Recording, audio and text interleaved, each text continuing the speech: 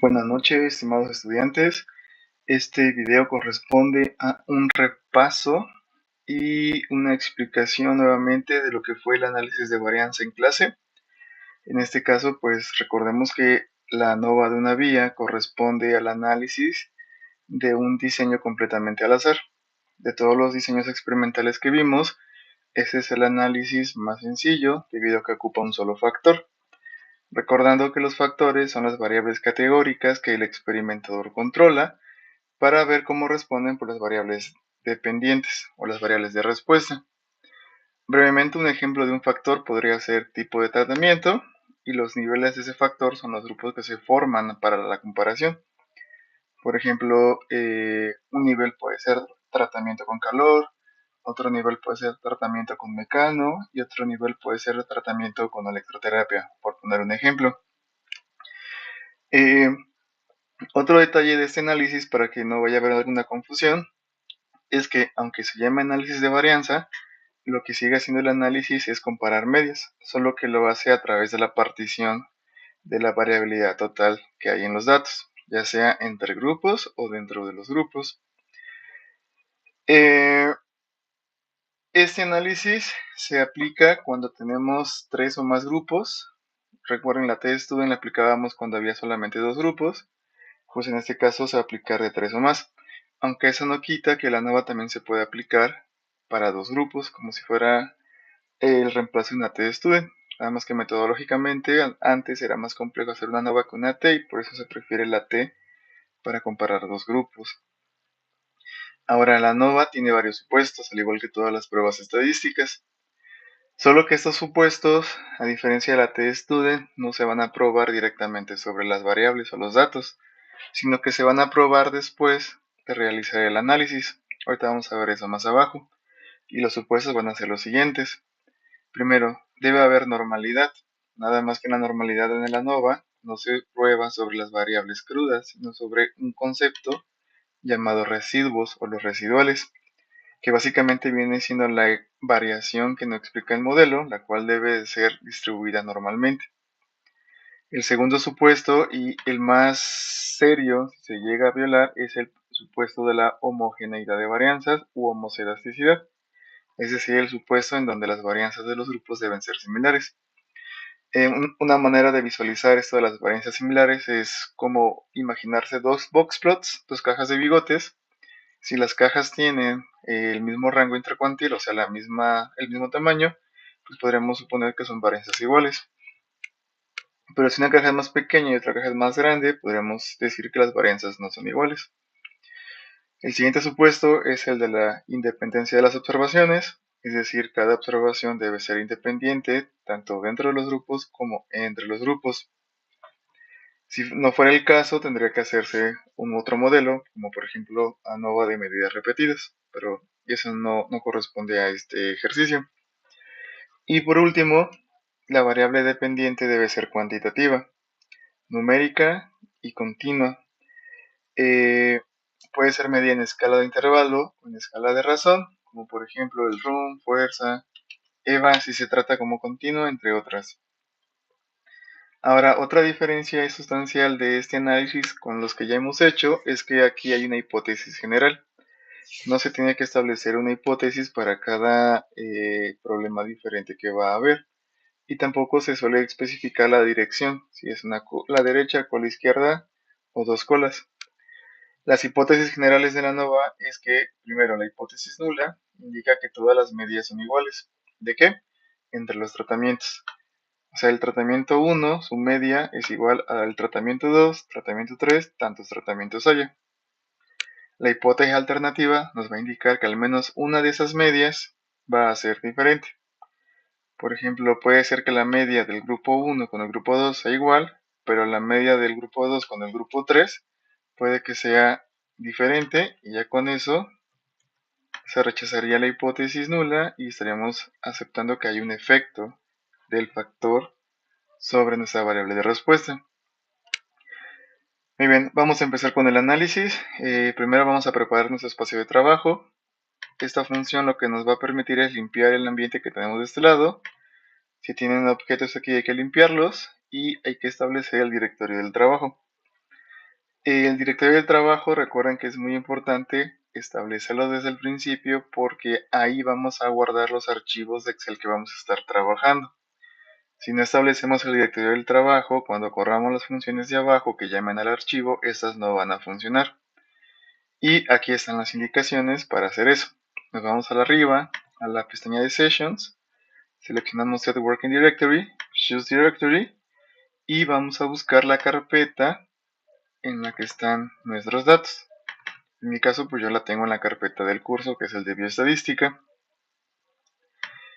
Y simplemente seleccionamos la carpeta y le damos Open, ¿sale? Si nos vamos a Files, pues aquí vamos a encontrar todos los archivos dentro de la carpeta de trabajo y pues aquí vamos a ver que están los 3 archivos de Excel que tenemos que contar para poder realizar los ejercicios. ANOVA ejemplo 1, ejemplo 2 y ejemplo 3, ¿sale? Luego, como segundo paso de preparación, vamos a cargar las librerías.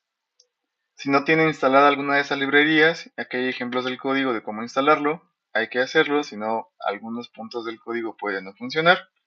Y si no lo instalan por el código, pues siempre se pueden venir a la ventana de paquetes, instalar, y buscan el paquete que vayan a instalar. Una vez instalados, pues hay que cargar las librerías. Por ejemplo, Rio nos va a servir para cargar los datos desde Excel. Dplyr nos va a servir para arreglar los datos. ggplot es una paquetería muy útil para graficar cosas bonitas. Performance nos va a ayudar a evaluar el modelo de manera más rápida y directa. Y Effect Size y Power, PWR, pues ya saben que son las paqueterías que utilizamos para calcular el tamaño del efecto y de la muestra. Ahora, yo solamente voy a explicar y hacer el ejemplo 1. El ejemplo 2 y 3 les va a tocar a ustedes basarse en el primero para poder irlo contestando. Y ahí les voy a ir haciendo algunos pequeños detalles, más observaciones para que lo tomen en cuenta. Primer ejemplo, tenemos un grupo de terapeutas físicos compara 3 programas de rehabilitación de hombro, incluyendo un grupo control que solo recibe ejercicios domiciliarios muy básicos, y después de 6 semanas miden el RUM de flexión de hombro. La pregunta es, ¿el RUM promedio es igual en los 3 tratamientos o algún tratamiento produce mayor RUM que los otros? De entrada aquí nosotros podemos darnos cuenta en los datos que la variable numérica, en este caso va a ser el RUM, y la variable categórica o el factor van a ser los 3 programas de rehabilitación. Esa es una manera muy rápida de identificar la variable dependiente. La dependiente siempre va a ser la numérica y la independiente o factor pues va a ser la categórica o lo que nosotros estamos controlando. Vamos a empezar a hacer el ejercicio. Primero cargamos los datos. Ahí están. Recuerden, para que los datos se carguen tienen que haber establecido correctamente el directorio, si no, no va a funcionar. Segundo, las siguientes líneas de código, cuando las corramos aparentemente no va a hacer nada. Pero lo que está haciendo esta línea de código de Dplyr es que le va a decir a R que dentro de los datos que acabamos de cargar hay un factor. O sea, las variables que se escriban con texto los va a considerar como factores. Eso es muy importante al momento de hacer el análisis de ANOVA. Y simplemente con la siguiente línea de código vamos a inspeccionar los datos. Entonces podemos ver que hay 2 variables, una llamada terapia y otra llamada RUM. RUM pues son valores numéricos, entonces en automático yo voy a saber que RUM va a ser la variable dependiente. Ahora, en cuanto a la variable independiente, pues va a ser el factor, y esta corresponde a variables de tipo categórico, o sea, etiquetas, como es terapia, la cual va a ser la variable independiente. Y los niveles del factor, en este caso de terapia, pues van a ser las diferentes etiquetas bajo las cuales se registran cada uno de los datos, ¿sí? Nosotros tenemos que hay un control, hay un tierra, que seguramente es terapia en suelo, y hay una acuática, pues que debe ser terapia en agua. Entonces los niveles del factor son control, tierra y acuática, ¿de acuerdo? Ahora, cada una de estas líneas va a representar un paciente de manera individual e independiente. Este es un paciente, este es otro paciente, 3 pacientes, 4 pacientes, y podemos ver que hubo un total de 36 pacientes. designados de manera aleatoria o al azar, pues a cada uno de los tratamientos. Muy bien, vamos con el modelo.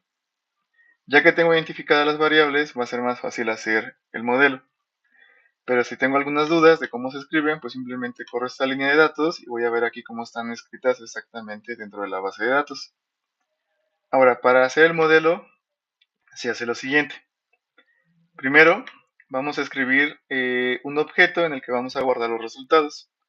Yo en este caso lo llamé modelo 1, pero lo pueden llamar como ustedes quieran, como resultados 1, modelo A, primer modelo, como quieran. En este caso, pues lo vamos a dejar como modelo 1. Lo vamos a asignar con el menor que y el guión.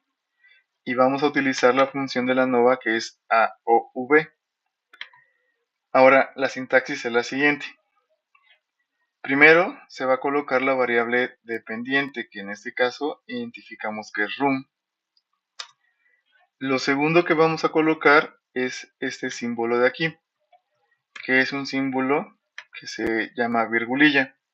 Y este símbolo significa depende de o en función de.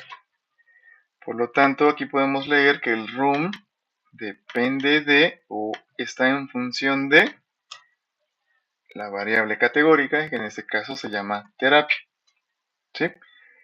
Copio, si tengo dudas o para no equivocarme de cómo se escribe el nombre de la variable, pues lo puedo pegar directamente de abajo hacia arriba y ya tendré los nombres escritos correctamente. Entonces tengo que R va a ser una ANOVA del room en función de la terapia y solamente falta indicarle en dónde están esos datos. Con el argumento data igual a pues el nombre de donde guardamos nuestros datos. Y listo. Ya tendremos escrito el modelo de la ANOVA y ahora lo vamos a correr. Y funcionó. Se creó un objeto en donde están todos los resultados de la ANOVA. Ahora la siguiente función summary lo que va a permitir es revisar los resultados del modelo. Entonces corremos la función y tenemos todo este conjunto de valores. Ahí les va lo que representa. Vean. Como en este caso estamos haciendo ANOVA de una vía, o sea, ANOVA de un factor, simplemente en las filas va a aparecer el factor terapia. El resto pues son los residuales. Dentro del factor terapia, pues vamos a ver varios valores. El que más va a importar es el valor de F y el valor de la P. Ahora, además de esos valores, también al momento de reportar los resultados, se va a ocupar de F, que si ustedes recuerdan, pues corresponde a los grados de libertad. Entonces, siempre que se reportan resultados estadísticos, sobre todo si es paramétrico, cabe mencionar que la ANOVA es un análisis paramétrico, se tiene que reportar el estadístico de prueba, los grados de libertad y el valor de P. Un detalle adicional a estos resultados es que, a diferencia de la prueba de TestStudent, las pruebas de ANOVA agregan estos asteriscos y abajo podemos ver lo que significan. Pero en pocas palabras, si vemos un asterisco, en automático podemos decir que el modelo es estadísticamente significativo o que el factor tiene un efecto significativo y esto quiere decir que la P es menor a 0.05. Muy bien, ahora, ¿cómo reportar el resultado? Primero, en esta parte lo que hay que decir es lo siguiente. El factor terapia tiene un efecto significativo sobre el RUM de hombro. ¿Sale? Y entre paréntesis colocamos el valor de F, abrimos un corchete y vamos a indicar los grados de libertad. En este caso, primero son los grados de libertad de terapia, coma, y luego los grados de libertad de los residuales. Igual al estadístico de prueba, que es 14.24. Coma, agregamos el valor de P. Entonces, tenemos el exponente negativo y además tenemos los tres asteriscos. Y los tres asteriscos nos indican que hay una significancia casi de 0. Por lo tanto, en automático, siguiendo como las reglas que hemos establecido en clase, podemos decir que la P es menor a 0.05 o inclusive podemos decir que la P es menor a 0.01, ¿sale? El chiste de esto es que con el valor de P quede claro que hay un efecto significativo, ¿sale? Entonces quedaría el factor terapia tiene un efecto significativo sobre el RUM de hombro. O sea, la terapia está afectando el RUM de los pacientes. Ahorita vamos a ver si lo aumenta, lo disminuye o qué pasa. También recordemos que dentro del factor terapia hay 3 niveles: el control, la terapia en piso, en tierra, y la terapia en agua o acuática. Todavía falta averiguar entre qué niveles están las diferencias, pero eso lo vamos a hacer ahorita. Lo que vamos a hacer ahorita primero es validar el modelo. Con validar el modelo nos estamos refiriendo, o nos estamos preguntando más bien, si los supuestos se cumplen.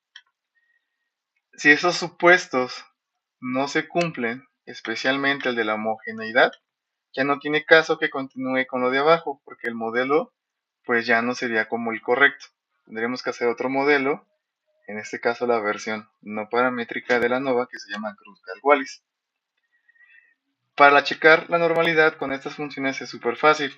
Simplemente en check normality, entre paréntesis, colocamos el nombre de los resultados donde se guarda el modelo, que se llama modelo 1.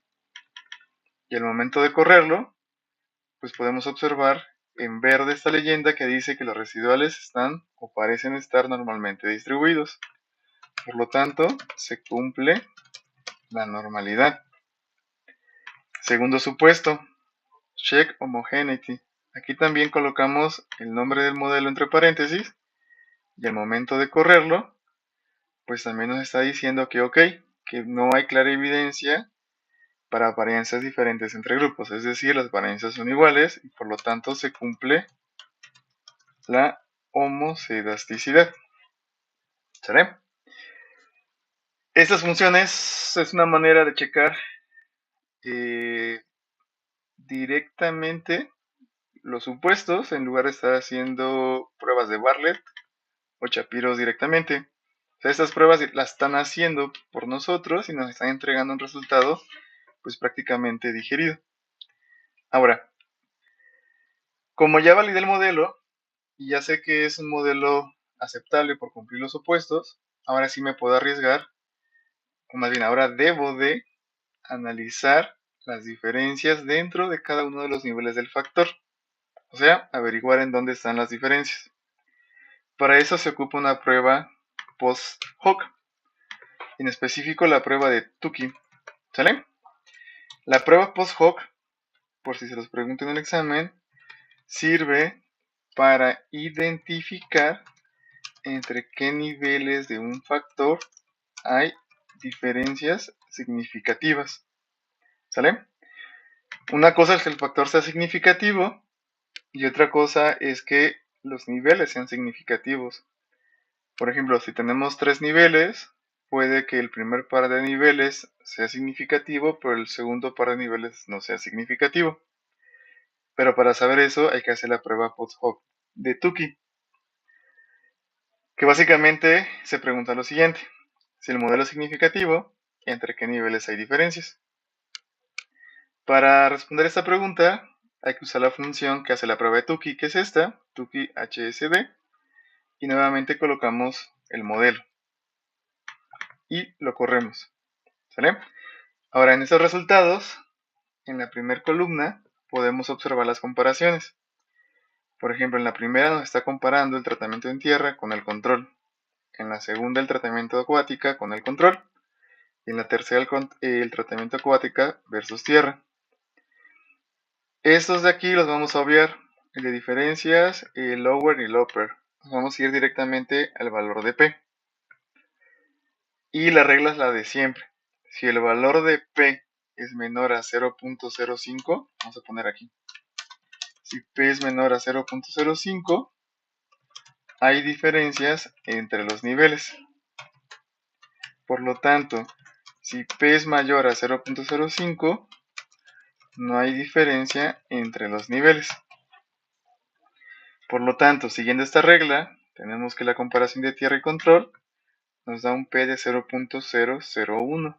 o sea, es menor que 0.05, por lo tanto sí hay diferencia entre los niveles. La tierra es diferente al control. El tratamiento de tierra mejora o disminuye el RUM comparado con el control. Acuática con control también tiene un efecto significativo, todavía más pequeño que el anterior, y por lo tanto también son diferentes. Pero, en el caso de la comparación de terapia acuática con terapia en tierra, tenemos un valor de 0.49, el cual es mayor de 0.05, por lo tanto no hay diferencia entre los niveles. Es decir, acuática y tierra tienen un efecto similar en el RUM o sobre el RUM. ¿Sale? Ahora, una manera también más sencilla de ver estos resultados es con el gráfico de Tukey. Simplemente vuelven a colocar el modelo entre los paréntesis. El momento de correrlo, pues se va a aparecer este gráfico. Y se interpreta de la siguiente manera. Si estos bigotes cruzan 0, me va a indicar que no hay diferencia en esta comparación. Por ejemplo, este bigote está cruzando 0, por lo tanto entre acuática y tierra no hay diferencias, que es exactamente lo mismo que indica aquí. Los otros dos bigotes de acuática y control y tierra y control no sobrelapan 0, por lo tanto son diferentes entre sí, tal como se indica en estos resultados. Ahora, el gráfico puede ser útil siempre y cuando tengan poquitos niveles, porque mientras más niveles tengan y mientras más largo sea el nombre del nivel, pues cada vez va a ser más imposible que se etiqueten correctamente o fácilmente las comparaciones. Por lo tanto, mejor básense directamente en los resultados numéricos. ¿Sale? Ahora, antes de interpretar los resultados de Tukey, vamos a hacer el gráfico. Vean, para hacer el gráfico, yo ya les escribí un código que pueden ustedes adaptar para lo que ustedes requieran. ¿Cómo funciona este código? Vean, este código es de ggplot y funciona de la siguiente manera. Primero, hay que tener bien claro cuáles son los nombres de los datos, o las variables que están en los datos, que es terapia y es RUM. La función que va a hacer el gráfico se llama ggplot, y lo que nos pide es, primero, en data, indícame los datos. En este caso, mis datos se llaman datos1. En aes, que es de aesthetic, me va a pedir que le indique cuál es la variable que va en el eje X y cuál es la variable que va en el eje Y. Si recuerdan la clase, yo les dije que los factores o las variables categóricas siempre van a ir en el eje X y las cuantitativas o dependientes siempre van a ir en el eje Y. ¿Sale? Ahora, nosotros sabemos que dentro de terapia hay 3 niveles. Lo verifico aquí si quieren. Tenemos que dentro de terapia hay 3 niveles, que es control, es tierra y es acuática. Por lo tanto, aquí en el argumento fill, que es para el color, yo voy a poner 3 colores.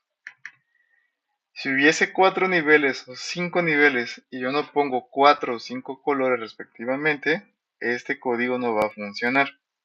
Entonces, ese es el único detalle que les encargaría que tengan cuidado. Debe haber tantos colores como niveles haya dentro del factor. Si no, no va a funcionar el gráfico.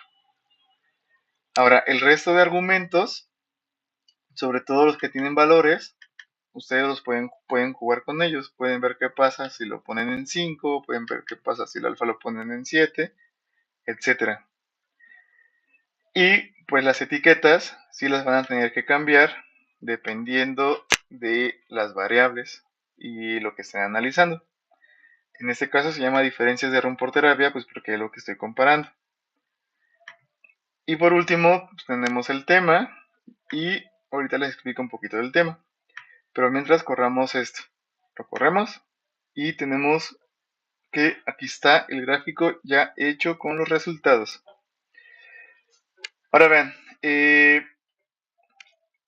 si en el base size del tema ustedes le cambian, por ejemplo, a 15, lo que va a hacer es básicamente aumentar el tamaño de los ejes, por si ustedes sienten que está muy pequeño.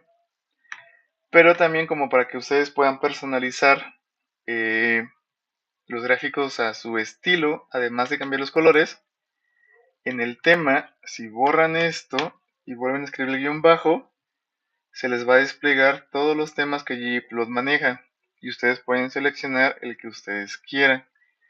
Por ejemplo, puedo ponerle gray y en el momento de volverlo a correr, pues va a cambiar el fondo del gráfico. Puedo volver a hacer esto y ahora selecciono el mínimo, vuelvo a correr el gráfico y pues vean que la presentación del gráfico va cambiando. Ya es el estilo de cada uno de ustedes. Ahora, vamos de vuelta a los resultados de interpretación de Tukey. ¿Sale? Vean, a diferencia de la prueba de T, que ahí sí forzosamente tendrían que decir cola derecha o cola izquierda para decir que algo es mejor o menor, en la ANOVA no es necesario. Simplemente con los resultados de Tukey y con este gráfico ustedes pueden determinar si un tratamiento es mejor o peor que el otro. Corremos nuevamente los resultados de Tukey para que nos vayamos apoyando. Vean, los resultados dicen que tierra y control son diferentes, ¿no? Entonces aquí puedo ver que tierra está por arriba de control. Y puedo hacer una doble verificación, además del Tukey, de la siguiente manera. Estos bigotes que están graficando dentro de cada barra representa el promedio, van a ser los intervalos de confianza. En términos estadísticos, hay una regla. Si los intervalos de confianza se sobrelapan, no hay diferencias. Si los intervalos de confianza no se sobrelapan, entonces no hay diferencias. Perdón, aquí me bloqueé un poquito. Ignoren eso. Vean, aquí como no están sobrelapados, sí hay diferencias. Y lo podemos verificar aquí en los resultados. ¿Sale? Tenemos que tierra y control, hay diferencias con el valor de P. Y también hay diferencias porque este bigote no sobrelapa al bigote de tierra. Y tampoco sobrelapa al de acuática, que es la siguiente comparación. Y también podemos ver que el bigote de tierra, este de aquí, sobrelapa con el bigote de acuática, por lo tanto no hay diferencias ahí. Por lo tanto, si los bigotes se sobrelapan, no hay diferencias, y si no se sobrelapan, sí hay diferencias. ¿Sale? Creo que ahora sí lo dije bien. Por lo tanto, además de decir que hay diferencias, con el gráfico yo puedo decir si es mejor o es peor. Por ejemplo, puedo decir que los tratamientos de tierra y acuática mejoran el RUM significativamente comparados con el control. ¿Sale? Y puedo poner el valor de P menor a 0.05. Siempre que digan que hay diferencias, se pone la P menor a 0.05, que es básicamente esto de aquí. Y aquí lo puedo ver en el gráfico. Acuática y tierra tienen mayor RUM que el control. ¿Sale? Pero, igual el pero. En este caso, también te voy a indicar que aquí no hay diferencia. Pero entre el tratamiento de tierra y el acuático, no hay diferencias en la mejora de RUM. Y pongo la P mayor a 0.05, que es esto de aquí. ¿Sale?